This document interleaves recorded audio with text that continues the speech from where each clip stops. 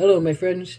Today's date is November the 12th, and this is a reading for you if this is your birthday. This is a psychic reading to cover this year to follow. I do psychic readings and I do healing work.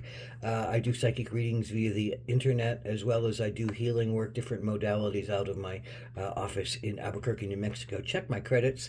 This is a 7 to 10 minute long reading. Bear with me. It's 4 cards, a general energy card for the year, challenge you might face this year, an action you can take to stay in balance, and an outcome or synopsis card. The general energy card of the year is the Nectar, and the Nectar talks about ultimately healing, healing paradigms, healing sacredness, healing witness, healing events, healing people, people who speak on higher levels that connect into your own resonance, into your own powers, into your own belief systems. It's often about being open to something bigger and wider and less restrictive than where you're at, and to find this healing. It's a mystical healing, it's a sacred healing, it's a healing of the inner child, it's a healing of the wounded visions within oneself. So this is a year of seeking the nectar of life, seeking the healing in life, seeking the connection that you seem on some level to want and maybe be missing.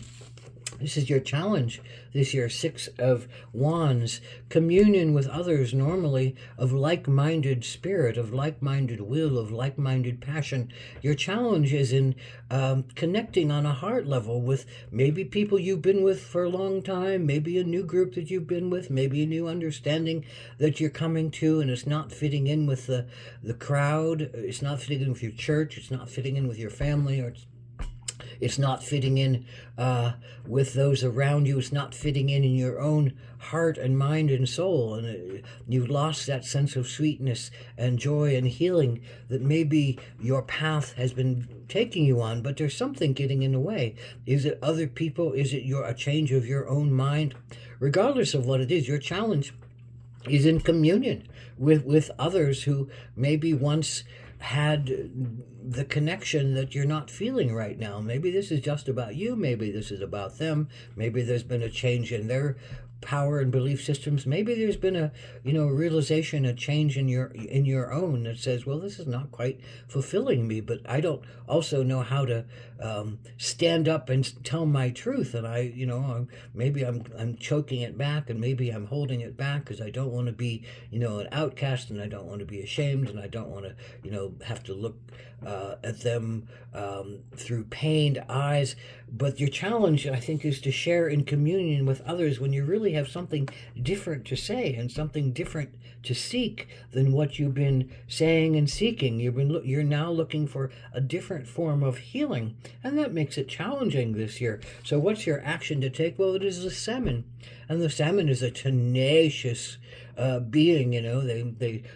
They are born upstream. They go down through the river. They procreate in the ocean, and then they swim upstream against all kinds of odds, bears and droughts and other critters that want to eat them, and smaller pockets of water that don't connect. But they're tenacious. If they have a route to go, they're gonna push themselves through it and get there. And that's what this is about for you. You can't stop yourself from finding your nectar. You can't stop yourself from feeding yourself the healing that is needed. And that's what nectar is about. The sweet healing of life, the sweet healing of higher belief systems, of connected physical healing, of healing old wounds, of ridding oneself, not ridding oneself, but accepting one's path in a easier and better way. So this is a place of pushing, going against the flow, going against the river, maybe going against the people who you have once joined with, but you're seeing things in a different way. You're honoring that something is not feeling like it's healing, and you want to look in a new direction. Ultimately, this card also talks about going home. ultimately it talks about going home, going to the ocean, going back to the place of spawning, going home. Maybe in your home life, maybe in your family life, maybe when you were a young child, you really had more of a clear understanding of what your passion was, of what your sweetness was, of what your sacred connection was. And maybe you need to revisit those energies. Maybe it means going back home.